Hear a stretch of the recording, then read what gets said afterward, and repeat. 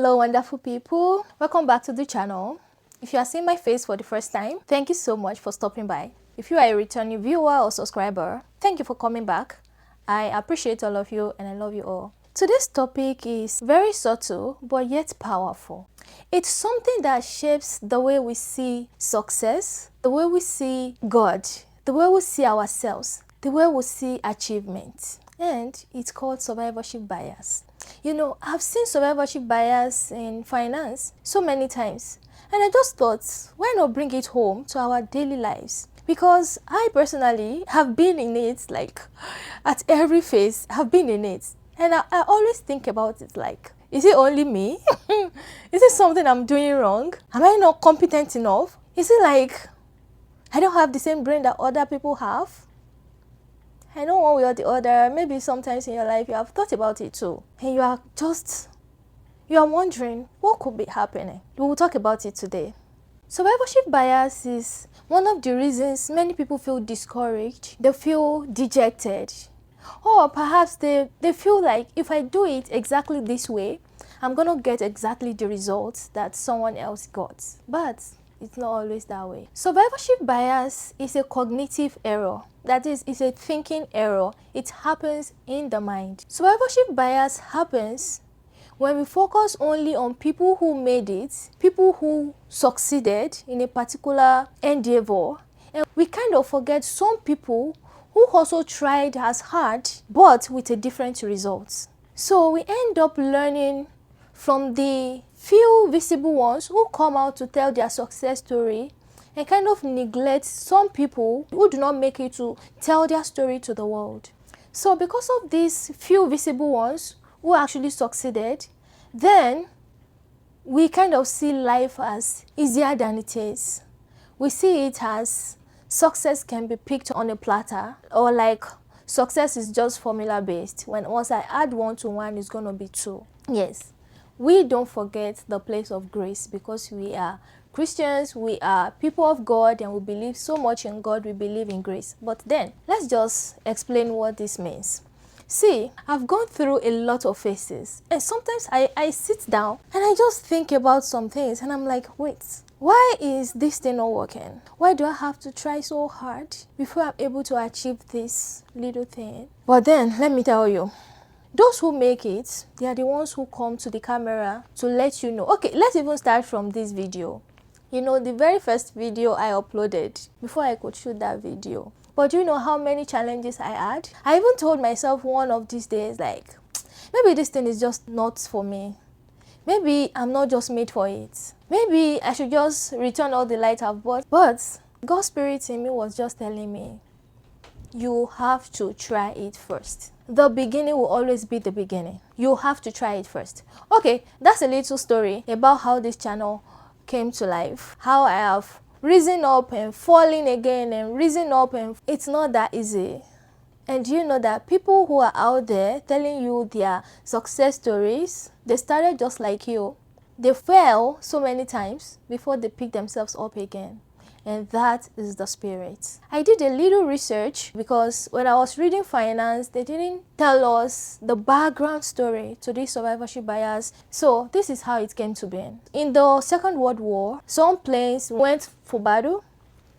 Some returned, the survived ones returned, and then because they were hit with bullets in some places, maybe the wings, the tail, they were hit with bullets in those places. So engineers were like, let's fortify these places so that at least they are not penetrable the next time. But there's a statistician, I forgot the name now, who said, wait, if this place came back, because not all of them came back, obviously.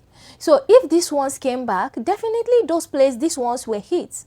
They are not the weak places, because this came back. But some planes did not return, meaning that they were hit in some vital places that made them condemned. That is, they could not return because they were hit, perhaps in the engine. So why are we fortifying places where the survived ones were hit, neglecting those ones that couldn't return because they were hit somewhere else? I think I did a little bit of teaching there. All right, so that is basically how it came to be. That is, we kind of neglect the failures. We kind of neglect those people who tried as hard but could not get the same result. This is it. The world made it look like that. But I would tell you that it's always like that in the beginning. This topic is an encouragement because I know it's a little bit subtle, because you'll be like, really, this is happening to me. This is the phase I am in my life. But I've come with good news. It's always like that in the beginning. It's not rosy in the beginning. See, unless someone has done the hard work for you, no good thing comes without hard work. It's also common in the church. Some people come out to share their testimonies, but because during testimony time, they were not giving more than 1 minute, 2 minutes, and they will tell you, go straight to what God has done. So how do you want them to explain everything in 1 minute?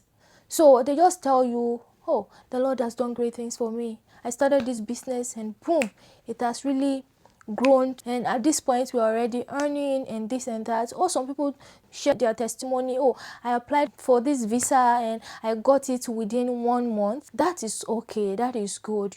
All of those things, they were genuine testimonies. God is aware of your situation, is aware of your condition, but there are some things that you have to do the grinding. Salvation was bought with Jesus's blood. That is why salvation is free. But not everything is like salvation. We have to do the hard work. We have to do the grinding by ourselves. Or someone has done the grinding before and we are here to just do the finishing.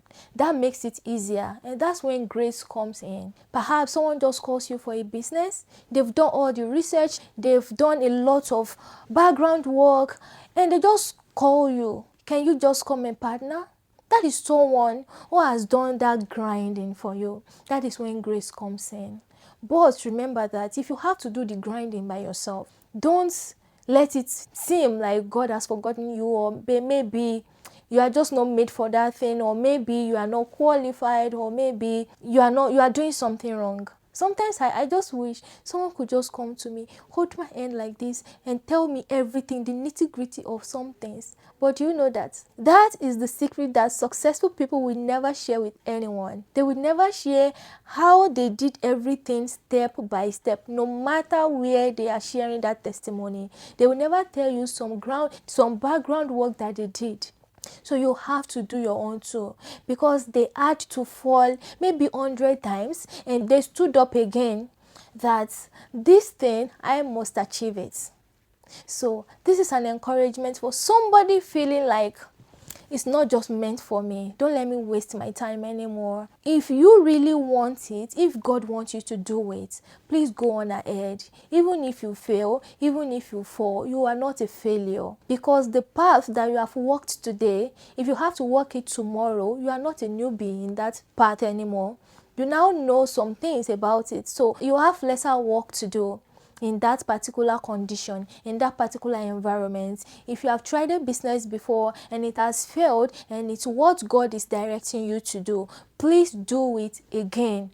God is interested in your energy. He's interested in what He can do through you, because you are going to become a success story very soon. The Bible did not suffer from survivorship bias. The Bible made us to understand that Paul, David, Joseph, even Jesus had their own wilderness stories. They had their own wilderness experience. They went through it, they weathered it, and they came out glorified. That is what God wants you to be a glorified vessel, because He's about to do something in your life. Do you know what eyes have not seen?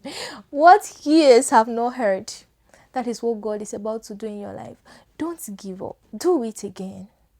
I am challenging you to do it again, and God will be happy with you. Survivorship bias reminds us that success stories are not complete truth, even though they are not lies, but they are not the complete truth. They are just not complete. So I'm encouraging us. Your journey doesn't have to look like anyone else. Your journey is your journey. Please make Jesus proud. Thank you so much for listening. Thank you for watching it up to this point. I so much love you. Woman, God is with you. Don't give up. Smile, smile, smile, and start again, okay? Thank you. And God bless you. If you haven't subscribed, please subscribe to this channel. Let's grow this channel, please. It takes a lot of effort to do this. Please encourage me by subscribing. Don't forget to turn on the notification bell so you get informed whenever we post new content. And please like and share to your loved ones. Always comment down below. I would love to read your comment. Thank you and God bless you. Till we meet again, please be a model woman. Bye.